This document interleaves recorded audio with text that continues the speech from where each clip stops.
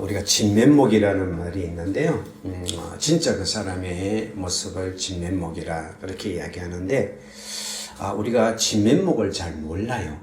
특별히 익숙한 사람일수록 그냥 그 사람이 있는 그런 어떤 모습이나 이런 것만 보지 그 사람의 진짜 면목을 잘 모르고 넘어갈 때가 많습니다. 많은데 이게 아주 세계적인 스타인 이병헌 씨가 어디 키즈온 볼력인가 거기 나와가지고 자기 아들 이야기를 하더라고요. 아들 이야기 하는데 이 영화 배우들은 항상 있는 게 아니고 영화 찍을 때 한 편 찍으면 그 다음에 몇 년 또 안 찍다가 또 한 편 몇 년 찍다 이러니까 집에 그 아들이 자기 아빠를 볼 때는 맨날 추리니 그 다음에 맨날 텔레비전만 보고 뭐 이렇게 있으니까 그러잖아요. 배우들은 직장이 아니거든요. 아니기 때문에 그냥 없는 날은 맨날 집에 그냥 쥐콕해가지고 맨날 텔레비전 보고 있고 영화나 보고 있고 그 다음에 추리니 그래 다니니까 아빠가 배운 줄 전혀 모른대요. 자기를 잘 모른대요. 그래가지고, 아빠 뭐 하는 사람이야. 그래. 그냥 맨날 추리니 있고 집에서 뒹굴거리는 사람. 그러다가 이제 어쩌다가 이제 그 드라마에 나오는 이제 자기 아빠 얼굴을 본 거예요. 보니까, 그때서야, 우리 아빠가 배우네. 그런 이야기 하더라는 거예요. 가까운 사람은 잘 모르죠. 진면목을 잘 모릅니다. 모르다 보니까 그 사람의 겉에 있는 모습, 말하는 모습이라든지, 행동이라든지 이런 것만 보지, 그 사람의 진짜 진면목을 잘 모르는 경우가 많습니다. 예수님도 똑같은 것 같아요. 제자들 입장에서는 예수님은 그러잖아요. 그 가난한 집에 태어났고 목수였고 그 다음에 사역을 할 때 제자들하고 같이 늘 뒹굴면서 같이 살았어요. 이 예수님 옷도 그냥 여러 벌 입는 것도 아니실 거예요. 그냥 한 벌 입고 그냥 그리고 그 팔레스틴이 얼마나 먼지가 많아요. 먼지가 많으니까 그냥 온몸에 먼지가 있고 또 예수님의 얼굴도 우리는 그냥 성화로 보니까 굉장히 멋있어 보이고 그냥 백인 남자의 아주 멋진 모습이 보이는데 실제로 그 당시에 예수님의 모습은 그 당시에 팔레스틴의 노동자의 얼굴일 가능성이 높다는 거죠. 이렇게 일반 노동자. 이게 예수님 이게 아니라 왜냐하면 예수님이 잡으러 왔는데 예수가 누군지 몰라. 그러니까 가룟 유다가 입맞춤을 해야 예수님이 누군지를 알 정도로 그런 분이에요. 그러다 보니까 같이 뒹굴고 이렇게 자고 이러니까 제자들도 진면목을 잘 몰랐던 것 같아요. 그러다가 어느 날 우리가 오늘 마태복음 17장인데 16장에 보면 예수님이 가이사라 빌립보 지역으로 올라가요. 그래서 제자들이 물어요. 야, 너희들 내가 누구라고 생각하느냐? 그러니까 베드로가 정답을 이야기합니다. 주는 그리스도시요 살아계신 하나님의 아들입니다. 딱 예수님이 너무 기분이 좋으셔가지고 그냥 온갖 축복을 그냥 바요나 시몬아 이걸 알게 하더니는 네가 아니고 하늘에 계신 아버지가 너를 알게 했다. 하면 네 이 고백에 내가 반석 위에 내가 교회를 씌우고 업무에 있다 온갖 그 축복을 싹 쏟아요. 그러니까 이제 예수님이 이제 기분이 좀 좋으셨던 것 같아요. 좋으셨다. 그래서 자기를 이렇게 알아보는 것이 너무 기분이 좋으셨는데 그때 이제 예수님이 제자들에게 이야기하는 거예요. 사실은 내가 이제 제사장들에게 끌려가서 내가 죽임을 당할 것이다. 그 얘기를 한 거예요. 이제 나를 알아봤으니까 너 알겠다 싶어 그 얘기를 한 거예요. 그러니까 베드로가 벌쩍 뛴 거예요. 예수님 무슨 그런 일이 어찌 일어날 수 있습니까? 예수님이 어찌 고난을 당할 수 있습니까? 메시아 하나님의 아들이 하고 잡는 거예요. 그러니까 예수님께서 그렇게 하늘에서 너는 사단아 물러가. 조금 전까지만 해도 온갖 축복을 다 쏟았는데 사단아 물러가라. 네가 나를 넘어지게 하는 자로다. 딱 이야기. 그러면서 예수님이 말하기를 너희가 나를 따라오거든. 자기 십자가를 지고 나를 따라와야 돼. 그 이야기를 하는 거야. 너희가 나를 따라오. 내가 메시아라고 내가 생각하면서 너가 따라오는데 큰 뭐 영광 바라보면서 이게 아니야. 내가 진짜 나를 따라오려면, 너가 따라오려면 자기 십자가를 지고 자기를 부인하고 자기 십자가를 따라와야 돼. 그 이야기가 16장에 있습니다. 그리고 여세후에 예수님께서 여세후란 말, 그 일이 있고 난 여세후에 예수님께서 베드로, 야고보, 그 요한만 데리고 따로 높은 산으로 올라갔어요. 이제 어떤 사람은 헐몬산이라고 이야기하기도 한데 하여튼 굉장히 높은 산으로 올라간 것 같아요. 높은 산으로 올라가가지고 따로 이게 예수님이 뭔가 지금 진면목을 좀 보여주고 싶은 것 같아. 지금 이 차에 아무것도 주님과 같이 살면서도 주님이 진짜 어떤 분인지 모르는 이 제자들 중에 다른 제자를 다 데려가면 그러니까 특히 베드로와 야고보와 요한만 딱 데리고 산으로 올라갔어요. 그리고 기도하는 중에 2절 같이 한번 읽어볼까요? 시작. 그들 앞에서 면행되사 그 얼굴이 해같이 빛나며 옷이 빛과 같이 휘어졌더라. 그랬어요. 그러니까 예수님이 기도하는 중에 그들 앞에서 변행이 된단 말은 뭐냐면 모양이 바뀌는 게 아니라 그 안에 감춰져 있던 주님의 모습이 딱 드러나는데 그 얼굴이 해같이 빛났어요. 그러니까 쉽게 이야기해서 그 전까지는 같이 그냥 노동자의 얼굴을 가지고 같이 뒹굴었던 그 예수님의 얼굴이 그냥 해같이 하는 빛이 나오는데 그 빛이 그 예수님 안에 있는 그 빛이 얼마나 밝은지 그 예수님의 옷이 그 먼지 투성이 그 옷이 그 빛을 투영을 받아가지고 빛과 같이 휘어진 거예요. 그러니까 그들의 모습 앞에서 완전히 예수님의 모습이 바뀐 거예요. 변형된 거예요. 이게 정말 요 표현은 뭐냐면 하나님에 대한 표현이거든요. 하나님. 이게 신적인 모습이 쫙 드러나. 근데 나중에 여기 사도 요한이 그때 아마 예수님을 만났던 그 고백을 가지고 요한복음 1장 14절에 이렇게 이야기하거든요. 같이 읽어볼까요? 시작. 말씀이 육신이 되어 우리 가운데 거하심에 우리가 그의 영광을 보니 아버지의 독생자의 영광이요 은혜와 진리가 충만하더라 그랬어요. 내가 아마 말씀이 육신이 되어 우리 가운데 거하신 예수님을 그냥 하다가 우리가 그의 영광을 보니 언제일까? 아마 베나산상일 거예요. 우리가 그의 영광을 보니 그 베나산상에 주님의 얼굴이 해처럼 빛나고 그의 그 안에서 그냥 빛이 드러나가지고 그 입고 있는 그 누추한 그의 그냥 그 빛처럼 말만 하얗게 이어지는 그 영광을 우리가 보니 아버지 독생자의 영광이요 은혜와 진리가 충만하더라. 그때 사도 요한이 예수님의 진면목을 본 거예요. 그냥 우리의 스승이요 우리의 랍비요 이렇게 했던 건데 그게 아닌 거, 그게 아니에요. 그 영광을 내가 딱 보는 순간에 아버지의 독생자의 그 은혜와 진리가 충만한 주님의 모습을 그때 발견한 거예요. 그리고 사도 요한이 나중에 밤모습에서 다시 한번 이 예수님의 영광을 봐요. 영광을 보는데 계시록 1장 16절에 보면 같이 읽겠습니다. 시작. 그의 오른손에 7벨이 있고 그의 입에서 좌우에 날성금이 나오고 그 얼굴은 해가 힘있게 비치는 것 같더라. 그 밤모습에서 이 주님을 다시 만나요. 부활한 주님을 다시 만나는데 그 얼굴이 해같이 빛나는데 힘있게 비치는 것 같아요. 그게 그 앞에서 자기가 죽음같이 돼요. 그 부활하신 주님의 영광이 예수 그리스도가 정말 우리 같이 있을 때는 나와 똑같이 이런 줄 알았는데 그분 안에 있는 하나님의 신성을 하나님의 그 모습을 자기가 보니까 그 안에서 죽을 것처럼 그냥 쓰러져 버려요. 할렐루야. 우리가 예수님의 영광을 본다는 거, 예수님의 진면목을 본다는 것은 굉장히 중요합니다. 할렐루야. 이게 참 우리가 예수를 믿는다 그러지만은 그냥 예수 그냥 입에서 너무 우리가 익숙하다 보니까 예수를 그냥 동네 친구처럼 예수를 그냥 내 발톱 뺄때처럼 그냥 뭐 예배를 드리면서도 그냥 딴짓하는 거예요. 그러니까 하나님이 살아계셔서 나의 예배를 바라보시고 나를 지켜보시고 내 삶을 함께 한다는 걸 모르는 거예요. 그런데 예수를 믿으면서도 예수가 제일 끝이 꼬라지 꼴고 그분이 얼마나 영광스러운 거예요. 그분의 진면목을 모르니까 예수의 이름을 가지고 농담을 하고 예수의 이름을 가지고 사기를 치고 예수의 이름을 가지고 함부로 사는 거예요. 어느 날 엘리자베스 여왕이 옛날에 민정시찰을 갔는데 갔다가 갑자기 비가 쏟아졌어. 와, 쏟아졌어.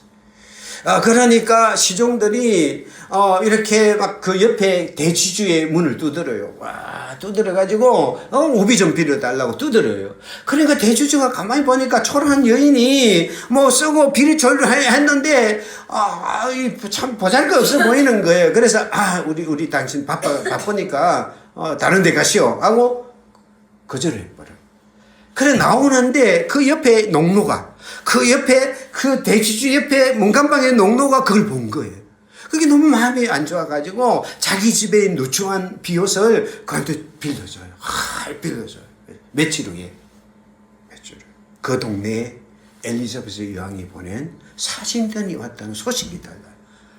그래 사신단이 막 선물을 갖고 막 오는 거예요. 그 말이 막 다 이렇게 막 흔들리는 거예요. 그런데 그 대주주 집 앞으로 온 거예요. 그 대주주가 이게 웬 영광이야 하고 하는데 대주 안 찾고 그 농노의 집을 찾아. 그래서 그 후비를 돌려주면서 최고의 선물을 줘. 그때 대주주가 땅을 치면서 다지고 그때 내가 왜 그랬을까? 내 눈이 왜 그랬을까? 왜 내 그 모습을 바라보고 그랬을까? 아마 땅을 치면서 예수 그리스도의 진면목을 한다는 거예요. 예수 그리스도가 하나님이시고 살아계신 하나님이시고 그 얼굴이 해같이 빛나시고 그의 정말 나타나는 그 안에 있는 그 영광의 빛이 막 그 둘러 비치는 살아계신 하나님을 우리가 발견한다는 것은 그냥 예수님에 대한 지식이 있는 정도가 아니에요. 우리 인생이 바뀌는 사건이에요. 여러분 우리가 잘 아는 그 바울이 다메섹 도상으로 막 달려가잖아요. 막 교회를 핍박에 달려가잖아요. 달려갈 때 그때 사울이 길을 가다가 다메섹에 가까이 이르렀더니 호련히 하늘부터 빛이 그를 둘러 비쳤다고 그랬어요. 이 빛이 무슨 빛일까요? 예수 얼굴의 그 빛이에요. 그러면서 땅에 엎드려지니까 너무 그 빛이 강해가지고 땅에 엎드려지니까 그 빛 가운데 소리가 있는 거예요. 사울아 사울아 내가 어찌하여 나를 박해하느냐. 주여 네 신이옵까. 나는 내가 핍박하는 예수라 그랬어요. 이 빛이 어떤 빛일까요? 예수의 얼굴에 밝게 해처럼 빛나는 그 빛이 지금 막 다메섹으로 달려가고 있는 바울의 인생에 비춰진 거예요. 그 빛이 바울의 인생을 비춰지니까 예수의 그 빛이 바울의 인생을 완전 박살낸 거예요. 그의 고집과 그의 아집과 그가 생각했던 그의 모든 것들이 그 빛 앞에서 예수 그리스도의 그 빛 앞에서 완전히 무너진 거예요. 그다음 어찌 됩니까? 그의 인생이 바뀌죠. 완전히 바뀌죠. 여러분 살아계신 예수 그리스도는 우리의 인생을 바꿀 수 있어요. 우리의 가치관이요 그 빛 앞에서 녹아지고요. 우리의 교만이 그 빛 앞에 녹아지고요. 그 예수의 그 빛 앞에서 우리가 자랑하고 우리가 대단하게 여기던 것이 아무것도 아닌 거예요. 제 인생에 예수 그리스도의 빛이 비치니까 예수 그리스도의 빛이 비치니까 제 인생이 완전 달라졌거든요. 그래서 바울은 뭐라고 고백하느냐. 빌립보서 3장 8절 9절 같이 읽겠습니다. 시작. 또한 모든 것을 해로 여김은 내가 주 그리스도 예수를 아는 지식이 가장 고상하기 때문이라. 내가 그를 위하여 모든 것을 잃어버리고 배설물로 여김은 그리스도를 얻고 그 안에서 발견되려 하리니 그랬어요. 자기가 만난 그 예수 그리스도의 그 놀라운 은혜가 그 예수의 그 모습을 진면목을 만난 거예요. 진면목을 만나고 보니까 그 예수를 아는 지식이 가장 고상하기 때문에 그 전에 내가 참 잘났다고 생각하고 내가 히브리인이고 내가 바리새인이 바리새인이고 내가 정말 율법은 어가 하나도 없고 흠이 하나도 없고 정말 내가 어려운 자라고 생각했던 자기의 모든 자존감이라든지 자기의 명예라든지 자기의 부라든지 자기가 갖고 있는 모든 위치가 배설물처럼 이게 아무것도 아닌 거예요. 왜 아무것도 아니냐? 이 예수가 너무나 고상하기 때문에 내가 예수를 얻고 그 예수 안에서 발견되는 이게 최고의 은혜가 돼요. 예수 믿으시오. 그는 뭐라고 말하느냐면 믿어줄게 그래. 믿어줄게. 나 예수 믿어줄게. 나 예배 참석해줄게. 왜 그럴까요? 왜 믿어준다고 말할까요? 왜 그렇게 한다고 말할까? 예수의 진면목을 만나지 못해서 그런 거예요. 예수가 얼마나 놀라우신 하나님인지, 그분이 살아계신 하나님이시고 내 인생의 생사복을 주장할 수 있고 나를 살릴 수 있고 나의 모든 걸 다 할 수 있는 하나님이라는 걸 내가 알고 발견하면 믿어주는 게 아니라 그분을 알고 그분을 얻고 그분 안에 머무는 것이 너무 너무나 소중하기 때문에, 너무나 귀중하기 때문에, 너무나 가치가 있는 거기 때문에 내가 자랑하던 모든 것들이 다 배설물처럼 여겨. 바울이 그날 다메섹 도상에 예수 그리스도 얼굴에 환하게 빛나는 그 빛난 예수 그리스도를 만나니까 그의 인생이 완전히 바뀌어. 그래서 그의 인생에 고난과 어려움이 오잖아요. 막 그런 어려움이 오는데 그는 이렇게 고백하거든요. 로마서 8장 10 같이 읽게 시작. 생각하건대 현재의 고난은 장차 우리에게 나타날 영광과 비교할 수 없도다 그랬거든요. 바울처럼 고난당할 수 없거든요. 비박당하고 매 맞고 감옥에 들어가고 40에 맞고 그의 인생에 정말 수많은 고난이 점철된 그의 인생을 걸어가면서 뭐라고 말하는가 하면 지금 내가 현재 당하는 이 고난은 장차 우리에게 나타날 영광, 예수 그리스도의 그 영광스러운 모습과 함께 살 것에 비하면 아무것도 아니고 비교할 수 없다 그랬어요. 우리가 예수를 만나면요, 예수를 제대로 만나면, 예수의 그 영광의 빛을 내가 만나게 되면 내 인생이 바뀌는 거예요. 나의 절망이 희망으로 바뀌는 거예요. 나의 약함이 강함으로 바뀌는 거예요. 나의 부족함이 검으로 말미암아 고귀한 삶으로 바뀌는 거예요. 우리가 같이 예배를 드리는데, 할렐루야, 우리가 같이 예배를 드리고 우리가 주님 앞에 신앙생활을 똑같이 하는데, 어떤 사람은 신앙생활을 하는데 예수를 그냥 아무것도 아닌 것처럼 생각하면서 그냥 끌고 다니는 인생이 있단 말이에요. 또 어떤 사람은 예수 그리스도의 그 가치를 발견하고 예수 그리스도 나의 하나님을 발견하고 그분의 그 빛 앞에서 감격에 젖었어, 감사에 젖었어. 내 인생의 어떤 모습일지라도 그 예수의 밝은 빛이 내 인생을 비춰주며 나는 행복해, 나는 감사해, 나는 찬양해 하면서 걸어가는 인생이 돼요. 똑같이 신앙생활을 해도. 우리 서대반 알죠? 서대반 6장 15절 사람들 앞에 사람들이 그걸 막 거짓 증언할 때 같이 읽어보겠습니다. 시작.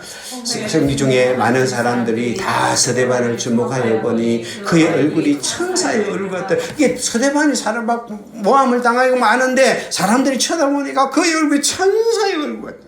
왜 그 천사의 얼굴처럼 빛날까요? 7장 55절 같이 읽겠습니다. 시작. 서대반이 성령 충만하여 하늘을 우러러 주목하여 하나님의 영광과 및 예수께서 하나님 우편에 서신 것을 보고 그랬어.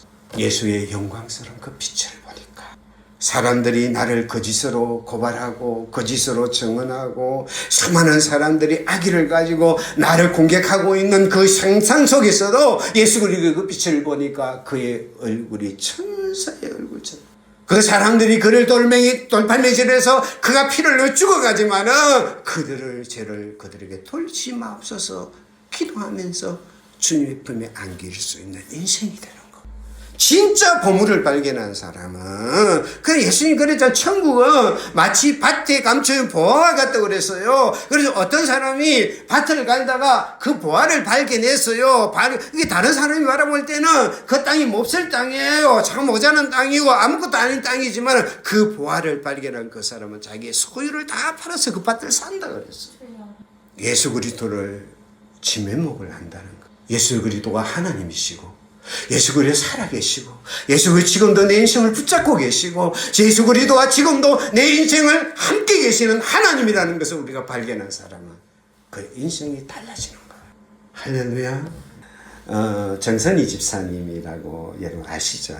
이건 아는데 이분이 이제 그 잘 나가는 개그우먼이었거든요. 진짜 개그우먼이고 라디오도 그 당시 진행자였고 그 당시에 성성장구했던 개그우먼이었어요. 그런데 이 안재한이라는 남편하고 결혼한 지 몇 개월 만에 그 안재한이라는 남편이 연탄가스를 차이니까 자살을 해요. 빚을 막 감당할 수 없는 것들. 그러니까 자기는 그렇게 이야기해요. 남편이 그런 줄 꿈에도 몰랐다는, 그렇게 어려운 줄 꿈에도 몰랐다는 거예요. 그리고 그 소식을 들었을 때 막 자기가 방송하는데 뭐 이 꿈인가 싶었더라고요. 꿈인가 이게 뭐야 싶었더라고요.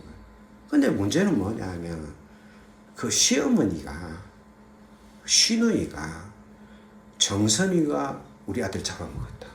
그래가지고 고발을 한 거. 그리고 그 당시에 고발 프로그램 뭐 그런 데 나와가지고 막 인터뷰를 하고 막 그러고, 이게 순식간에 잘 나가던 개그우먼이 모든 사람에게 자기 남편 잡아먹고 막 한 몹쓸 여자로 다 손가락질다. 이게 방송도 다 떨어져 버리고. 이게 호감이, 이게 연예인이 그게 굉장히 중요하거든요. 이게 호감이라는 게 굉장히 인기를 먹고 사는데, 이제는 모든 어린아이부터 시작하고 전 국민이 다 손가락질하는 여자로 바뀐 거예요.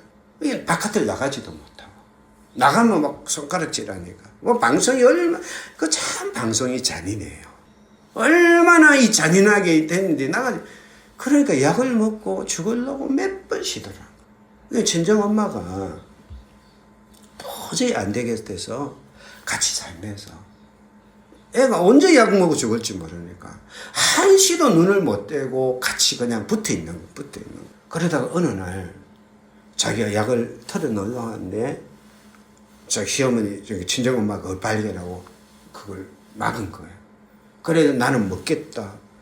먹지 마라. 먹겠다. 죽겠다. 죽지 마라고 막 실갱이를 벌이는데 그 실근을 벌이는 자기의 그 모습이 그 화장실 거울에 비춰지는 거예요. 이런 이야기 하는 거예요. 그 표정과 그 눈빛이 짐승처럼 변해 있는 자기 모습을 보고. 자기는 모르는데 자기가 막 그렇게 하는 자기 모습이 거울에 비치는데 그 눈빛이 짐승 눈처럼 보여요. 그 표정이 짐승같이 보이는 거예요. 번들번들하게 보이는 거예요. 그게 엄청 충격을 받아요. 그러다가 이제 교회를 나가게 됐어. 새벽 기도를 못 견디니까 새벽 기도를 나가야 돼요. 그러다가 어느 날 하나님의 음성을 듣게 돼요. 내가 너를 사랑한다. 새벽 기도를 드리고 있는데 내가 너를 사랑한다. 그가 이렇게 표현해요. 머리부터 발끝까지 압도당하는 경험이었다. 너무나 가늘고 너무나 찰나였지만은 내가 너를 사랑한다는 게 확실하게 제 가슴으로 들어왔다. 그 모든 걸 또 대치가 안 되는 완벽하고 절대적인 하나님의 사랑의 고백이 들어왔다. 이 고백이 나를 꼼짝 못하게 했다. 새롭게 하소서에서 이렇게 간증을 하더라. 그러면서 이렇게 이야기해요. 정 집사는 저는 저 스스로도 사랑하지 못했다. 제 스스로도 끔찍할 만큼 초라했고 비참했다. 모든 요구 조건에 다 빗겨나간 존재인 것 같았고 나는 쓸데없이 버티고 있는 인간인 것 같았다. 근데 그분이 그냥 쑥 들어오셔서 그런 걸 다 찢어내고 너 그냥 있는 그대로 사랑한다 라고 하셨다. 내가 그렇게 압도적인 사랑을 받아도 되나? 내가 이렇게 사랑을 받을 자격이 있나? 그래서 처음 터져 나온 말이 주님 죄송해요 였다. 주님이 저를 이렇게 사랑한 줄 몰랐어요. 제가 주님이 계시는지 몰랐어요 라고 했다. 그러면서 그 순간에 그의 상처, 그를 붙잡았던 그 상처, 그 아픔, 그 눈물이 순식간에 지워요.